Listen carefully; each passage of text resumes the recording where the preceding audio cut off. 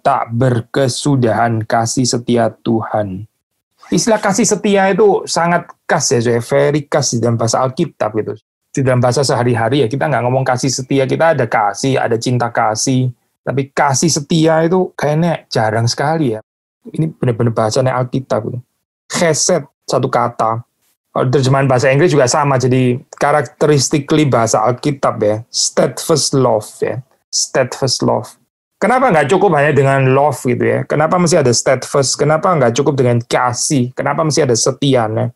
Ya, perhaps untuk mengontraskan dengan kasihnya saudara dan saya yang very moody ini, highly selective ya, highly partial, pilih-pilih banget gitu ya, dan nggak inclusive at all, not to mention juga nggak lasting ya.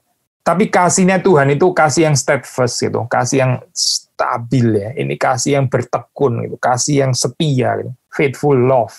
Ayat 22 ini mengatakan tidak berkesudahan kasih setia Tuhan, tak habis-habisnya rahmatnya.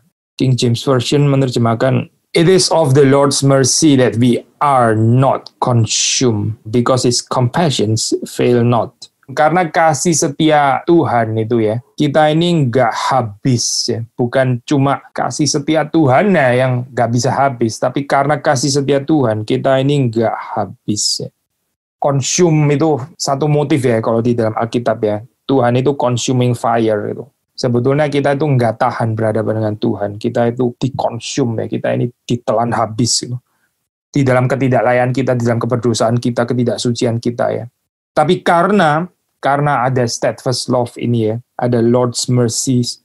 Needless to say, gambaran seperti ini, pemahaman seperti ini menolong kita untuk nggak otomatis gitu ya, nggak otomatis. Kalau kita masih sehat, kalau kita masih bisa beribadah, masih bisa datang bersekutu di dalam doa, karena kebaikan Tuhan, karena belas kasihan Tuhan, kita tidak consume.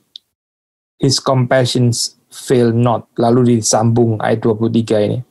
They are new every morning. Great is thy faithfulness. Kapan saja kita bisa melihat kesegaran seperti ini gitu? New every morning. Yaitu sekali lagi kalau kita nggak menganggap ini sebagai sesuatu yang kita entitled.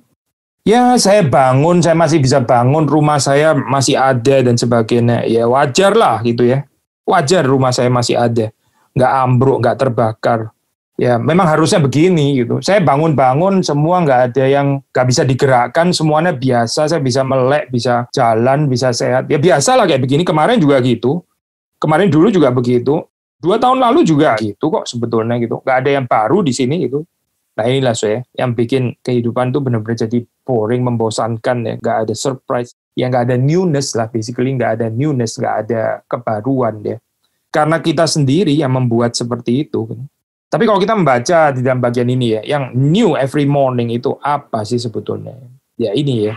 The Lord's compassions, the Lord's mercies, itu yang new every morning.